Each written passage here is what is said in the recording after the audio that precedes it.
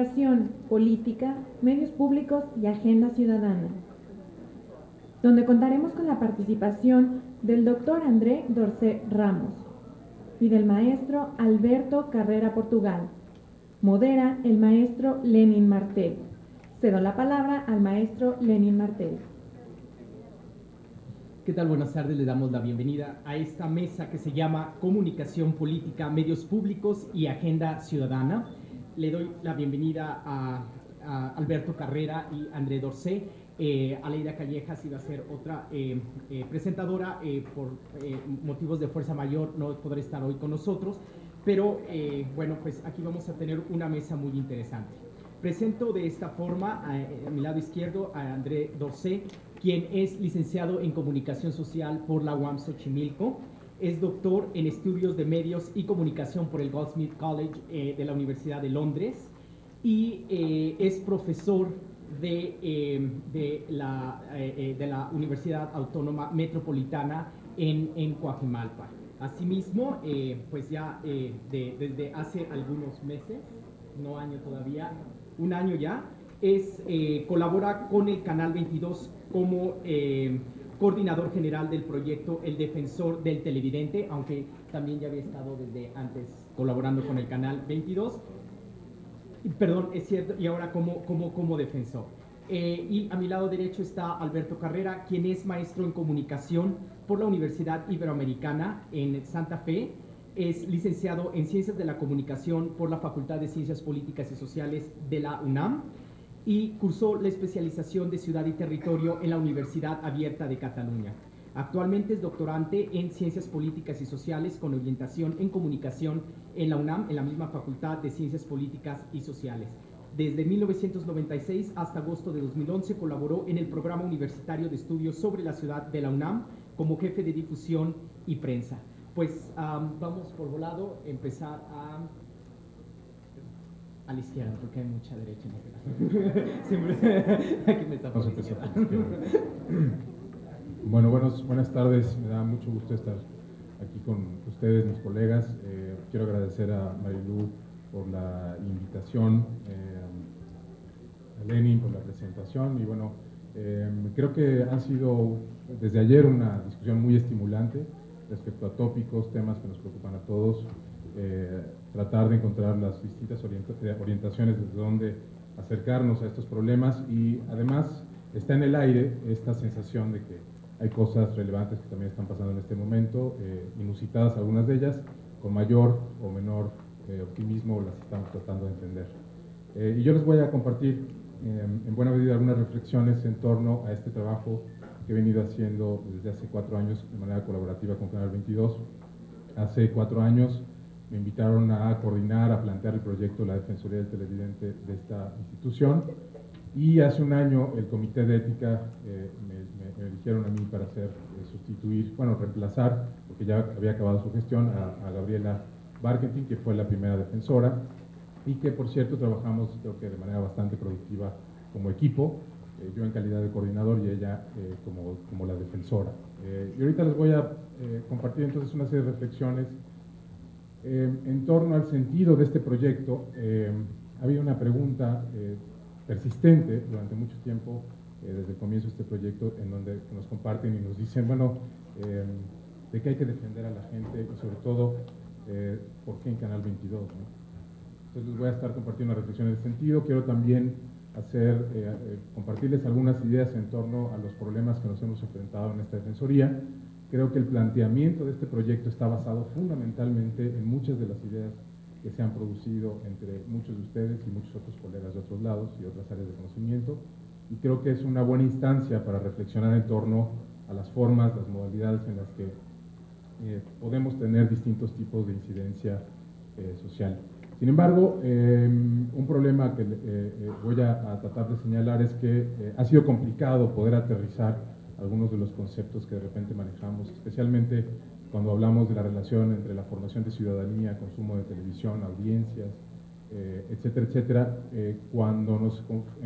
confrontamos a una organización institucional formal que tiene sus hábitos, sus costumbres, sus tradiciones, además en un país en el cual digamos, la formación de la política cultural ha estado tan vinculada y de manera tan problemática con el Estado, digamos, o con ciertas instancias del Estado, ¿no? Vamos a comentar también un poquito de la experiencia que se desarrolló en Canal 22, de tratar de incorporar un consejo de planeación y desarrollo, que fue una manera, desde el comienzo, de los inicios de Canal 22, de ciudadanizarlo, digamos, pero como veremos fue un intento fallido. Entonces, mi exposición va a ser un poco más corta de lo que tal vez podría utilizar, porque no nos acompaña una de las ponentes, pero lo cual nos dará tiempo para discutir y plantear como preguntas y polémicas, etc. Bueno, ¿de qué hay que defender a los televidentes de Canal 22 si de la oferta televisiva disponible en México es de lo mejor que hay? Efectivamente, desde que este canal se fundó hace 18 años, ha sido una plataforma de exhibición y producción de materiales audiovisuales que buscan ampliar de forma constructiva nuestros criterios respecto a lo que convencionalmente entendemos como calidad televisiva. Ya sea por su composición estética innovadora, por las temáticas tratadas, o bien por su relación con las artes u otras expresiones culturales, los contenidos publicados por Canal 22 han dado cabida a una diversidad sociocultural que difícilmente encuentra espacio en otros registros del espacio del espectro televisivo nacional. Y estoy pensando particularmente en programas que ya no existen, por cierto, como el Rotativo de Jacaranda Correa, de Raíz Luna, el primer programa producido por una persona indígena en ese nivel de la televisión en México, Zona D, una barra dedicada a la diversidad sexual nacional, Esquizofrenia, La Dichosa Palabra, En Terapia, una serie comprada muy interesante, El Principal Sospechoso también, una producción inglesa, Cuéntame Cómo Pasó, una serie española que ha sido extremadamente popular y muy interesante, una ficción que trata sobre el camino histórico de España de la dictadura hacia la democracia, pero vista desde un sentido muy íntimo, muy personal, muy interesante, y eso digamos, se ha sumado a esta diversidad de contenidos y ofertas que tiene el Canal 22. Por supuesto, la calidad, sin duda, esto puede ser un tema polémico, ha sido inconsistente en muchos sentidos, no siempre ha sido tan buena como quisiéramos, y en parte por eso estamos aquí. En ese sentido, quienes hemos sido televidentes de este canal a lo largo de los años, hemos atestiguado el compromiso consistente de quienes trabajan ahí por diseñar y ofrecernos una programación que visibiliza procesos, contextos, historias o personajes que enriquecen nuestros horizontes, nuestras miradas, que nos advierte sobre lo que nos está pasando como sociedad aquí y más allá. Canal 22 ha hecho de ese compromiso su vocación y su razón de ser, en buena medida, dado el mandato constitucional que lo orienta en tanto medio de comunicación perteneciente al Estado, pero también por su probada labor como medio de servicio público a lo largo de sus casi 20 años de existencia. Esta perspectiva institucionalmente interiorizada de servicio implica, entre otras cosas, un reconocimiento de complejidad. ¿De qué habría entonces que defender a los televidentes si esta televisora se ha orientado por una misión tan loable? Podríamos responder parcialmente planteando al menos dos puntos. El primero, que la vocación de servicio público en una televisora que se autodefine como cultural no es unívoca. En su acepción democrática ideal, es un constructo intercultural inestable, susceptible no solo a las eventualidades históricas más amplias, sino también a las contingencias del sentido, de la significación y lo que ello implica organizacionalmente hablando. Esto opera en dos niveles, opera hacia adentro de la institución y opera también hacia afuera, cómo los televidentes se apropian de la idea de Canal 22, sus expectativas, sus interacciones, y también cómo al interior de la institución los mismos trabajadores de la misma entienden su labor y cómo se traduce propiamente eso en un tipo de praxis concreta, digamos.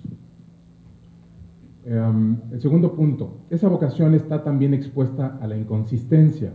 al devenir errático de una organización institucional mal acoplada o bien a una operación deficiente derivada de un etos no compartido orgánicamente al interior de la televisora. En ambos casos, tales posibilidades implican necesariamente variaciones en el desempeño institucional que involucran de una u otra manera o forma a los televidentes. Al menos si nos apegamos a la dimensión normativa del del servicio público al que nos referíamos. Visto desde esa perspectiva, resulta sugerente repensar cómo Canal 22, en una coyuntura sociopolítica específica. Esa coyuntura, en cierto sentido, la hemos estado refiriendo sistemáticamente en estos días, la coyuntura en que está emergiendo un discurso muy fuerte sobre las nuevas tecnologías, sobre el nuevo papel que tienen las audiencias como de pasar, de venir siendo, lo pongo entre comillas, pasivas a mucho más activas, porque tienen todas estas herramientas, etcétera, etcétera. Ese es un discurso muy fuerte que ha impactado en la práctica y la forma en la que imaginamos también la democracia, la ciudadanía, etcétera, etcétera. En ese contexto, y además en un contexto en el que la elección pasada del 2006,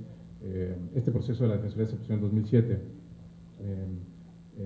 justo después de las elecciones del 2006 presidenciales, que no gozaron de la legitimidad que uno habría esperado de un proceso de esa naturaleza,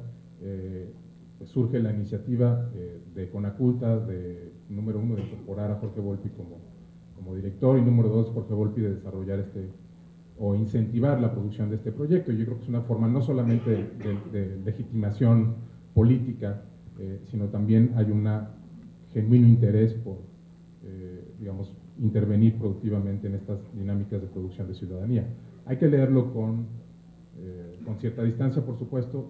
pero creo que podríamos en todo caso discutirlo. En esa coyuntura, que tiene muchos otros componentes, se planteó la necesidad de generar e incorporar un mecanismo de autorregulación institucional con relativa autonomía que permitiera producir insumos reflexivos adicionales para la conducción del quehacer de Canal 22. Un mecanismo que facilitara mantener tal vocación, no solo en virtud de vigilar el desempeño técnico correcto de los procesos de producción y transmisión de los contenidos, pero que también pudiera incidir en el diseño de un proyecto programático de contenidos, no solo pensado desde la gestión interna verticalmente jerarquizada, organizada, sino también en correspondencia con aquello que sus televidentes expresan respecto al mismo. Así pues, estas proposiciones registran dos ámbitos de potenciales vulnerabilidades para un proyecto de gestión de contenidos audiovisuales como Canal 22, que nos permiten anticipar dinámicas socioinstitucionales que impactan la realización plena de la vocación pública de esta televisora y, por lo tanto, de aspectos sustantivos del ejercicio ciudadano de los derechos humanos a la cultura y la comunicación. Es decir, derechos que hay que defender en el contexto de la interacción entre televisora y televidentes. Uno, al representar en primera instancia los intereses ideales expresados por los televidentes, es decir, la Defensoría en cierto sentido busca representar, en la medida de lo posible, los intereses ideales o normativos y aquellos que son expresados por los televidentes. Y también al compartir el riquísimo conocimiento producido por el ámbito de los estudios de comunicación y otros actores sociales con los televidentes, con la sola finalidad de empoderarlos, de informarlos, de persuadirlas respecto al valor estratégico del servicio público para todos nosotros, es decir, crear comunidad en un escenario de rampante comercialismo corporativo en la vida social y en especial en el ámbito mediático. No olvidemos las circunstancias en que Canal 22 emergió en los años 90 y cómo su proyecto fundacional se articuló con una intervención ciudadana de carácter defensiva y propositiva elaborada por varios integrantes de la MIC, que varios de ellos están aquí, que incluye, entre otras cosas, la existencia de un Consejo Ciudadano de Planeación y Políticas de Desarrollo al seno de la gestión directiva del mismo. Fátima Fernández, Beatriz Solís, Jorge Fernando Negrete, Rolando Cordera, entre otros, eran los miembros de ese consejo, que por cierto, de manera muy autoritaria fue deshecho, ignorado por el entonces primer director de Canal 22. Y era muy sintomático en ese sentido de la historia de la política cultural en México, de esta intervención autoritarista iluminada, ¿no? Es decir, viene el intelectual que sabe qué es lo que la gente quiere proponer y entonces no necesita a nadie más que le venga a decir qué es lo que hay que hacer, ¿no? Entonces agarra y básicamente deshace, en otras palabras, no escucha y no ejerce realmente el potencial de ese mecanismo, de esa instancia que ya estaba anticipando desde entonces una participación ciudadana mucho más intensa, mucho más compleja con Canal 22. En los estatutos estaba planteado eso, Fátima les puede contar y Beatriz también les puede contar cómo funcionó ese asunto, pero un punto esencial que se planteaba ya desde entonces es que este consejo tendría algún tipo de interacción, comunicación con los televidentes. O sea, no solamente eran notables, académicos, intelectuales, ciudadanos, etcétera, sino también se buscaba de alguna manera tener un contacto mucho más intenso con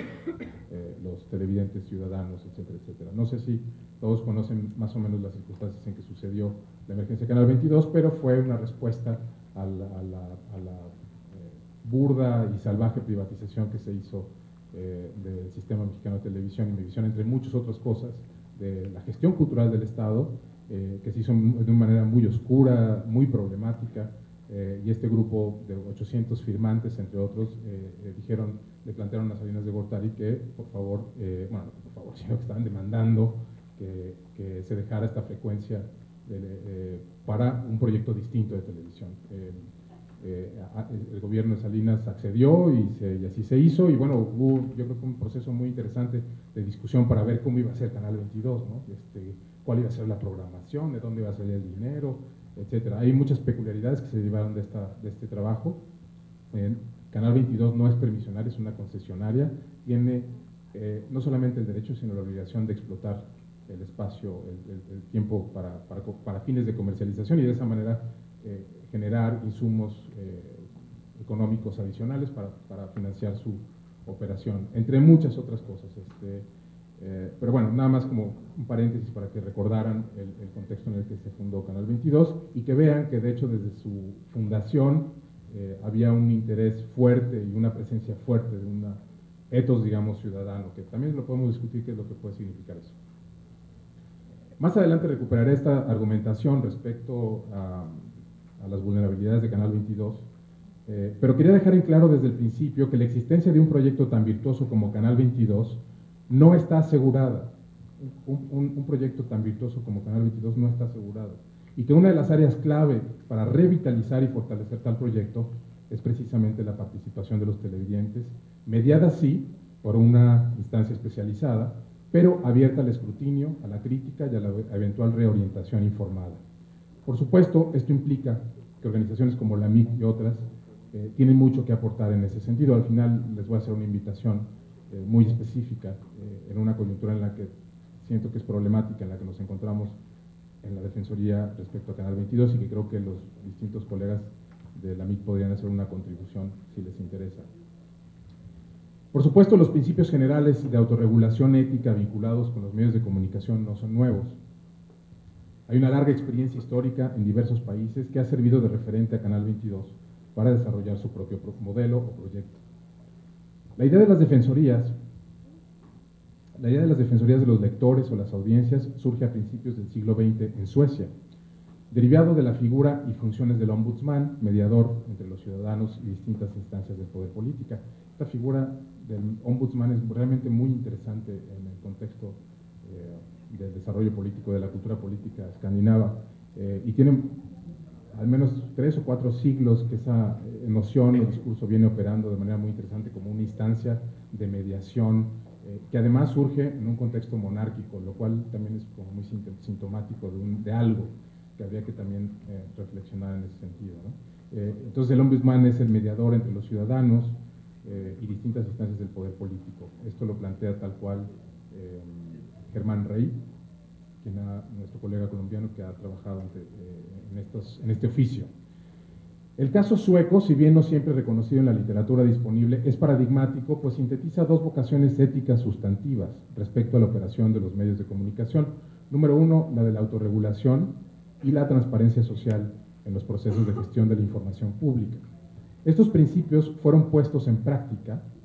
en ese contexto por el Consejo Sueco de Prensa, que fue fundado en 1916 y financiado por 4 asociaciones privadas de periodistas.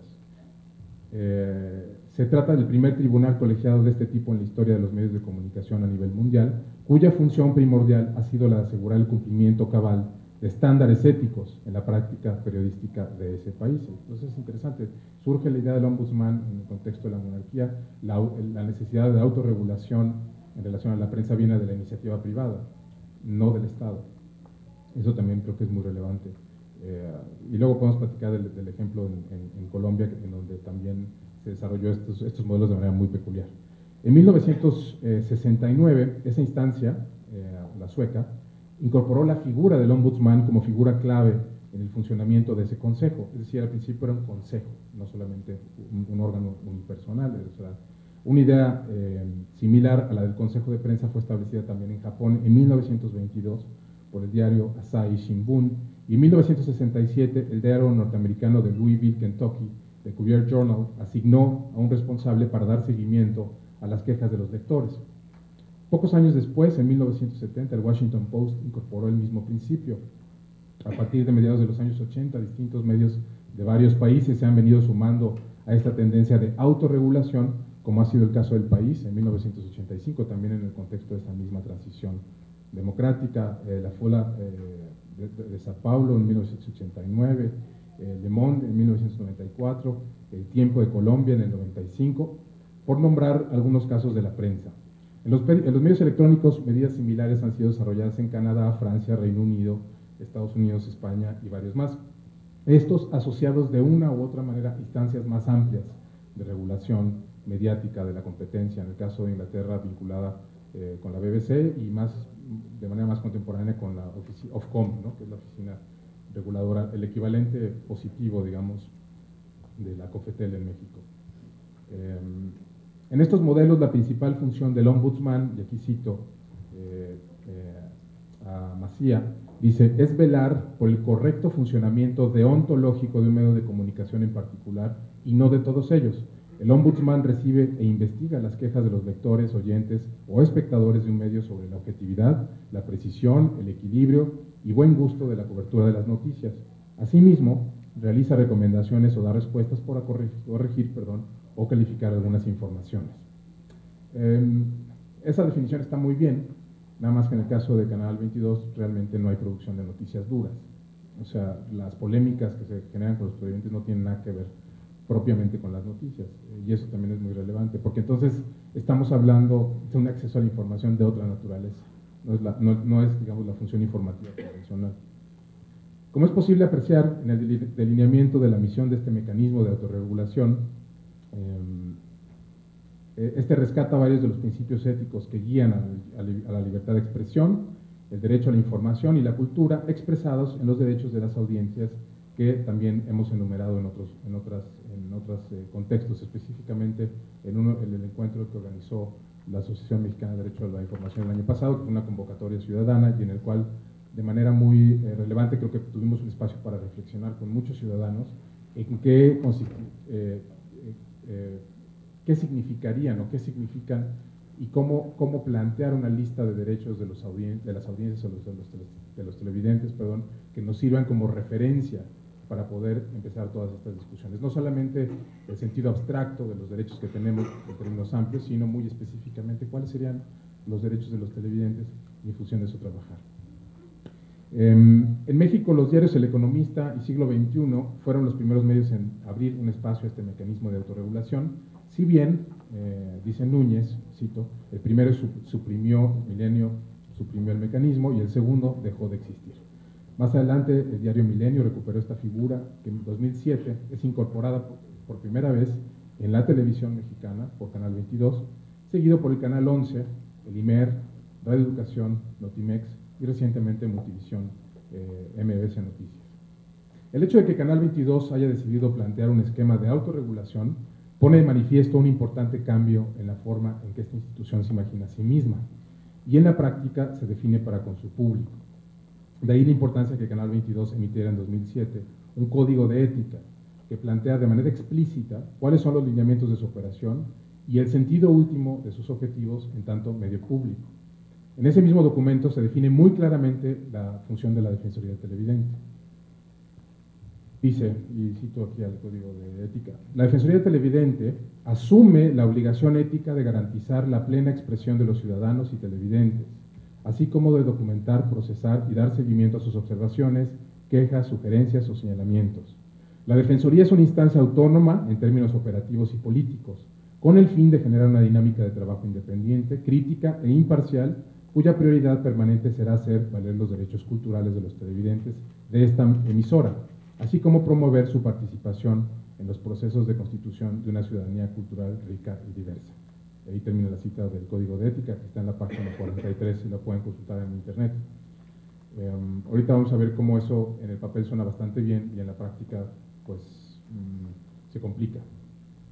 Con esta referencia fundamental se avanza en abrir a la sociedad los criterios de la operación del canal, para que tanto sus trabajadores como sus televidentes reconozcan en el código obligaciones y derechos. Los valores enumerados en este mismo documento son los siguientes: son la creatividad,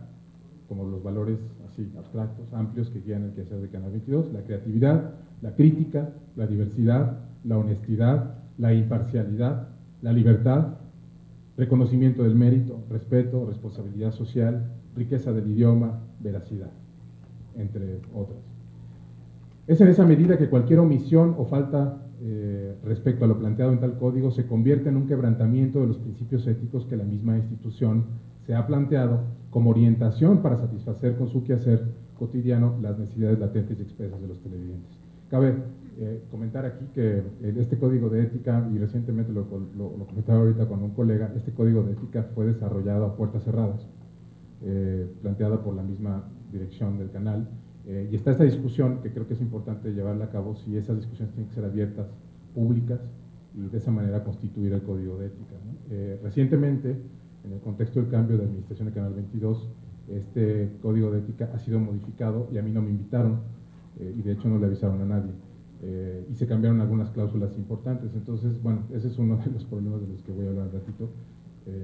Pero bueno, de cualquier forma, a pesar de la talante más o menos autoritaria con la que surge en ciertos sentidos algunos aspectos de este proyecto, finalmente se logró producir un documento que tiene cierto grado de legitimidad y que podemos reconocer cosas positivas, ¿no? Y que creo que hay que rescatar. El papel de la Defensoría del Televidente es el de asegurarse que tales preceptos sean cumplidos en la interacción con los televidentes. Por tal motivo, la participación de las audiencias es central para un proyecto de esta naturaleza. En otras palabras, se trata, esta pregunta sobre la defensa, de defender los derechos que tenemos todos como espectadores de un medio de servicio público que existe y se financia con nuestras contribuciones tributarias. Se trata, pues, de trabajar con el Canal 22 y sus televidentes para construir la televisión que todos queremos y que siempre puede ser mejor, todo el tiempo puede mejorar. En realidad, esa es una tarea defensiva en el mejor de los sentidos posibles. No es una defensa frente a un ataque inminente, aunque los ataques luego toman formas muy inesperadas, pero no es necesariamente un ataque inminente, sino se trata de estimular la práctica de la ética por todos los involucrados como defensa de los derechos culturales, pero también como defensa frente a la indiferencia, la negligencia o la incompetencia que se pueda ver reflejada en la operación, diseño e implementación de la barra programática del canal, en detrimento de los legítimos derechos de los televidentes. Ahora bien, a 4 años de que esta figura fue incorporada por Canal 22, es posible reconocer varios logros relevantes. Hemos procesado aproximadamente como 6,000 mensajes, asegurando que el 90% más o menos, tal vez un poquito más, sean respondidos por la institución. Y esto también es relevante porque en la gestión pasada fue muy complicado asegurar que el canal contestara, de hecho, y los tiempos para contestar los mensajes eran muy largos. Entonces, yo debo reconocer que en el cambio de gestión, la nueva directora sí empujó hasta cierto punto este proyecto y permitió que este proceso de darle seguimiento a los mensajes fuera mucho más eficiente. Y eso yo creo que es importante también reconocerlo. La naturaleza de las respuestas es lo que está abierto a la discusión y esa es la parte tal vez más problemática. Entonces,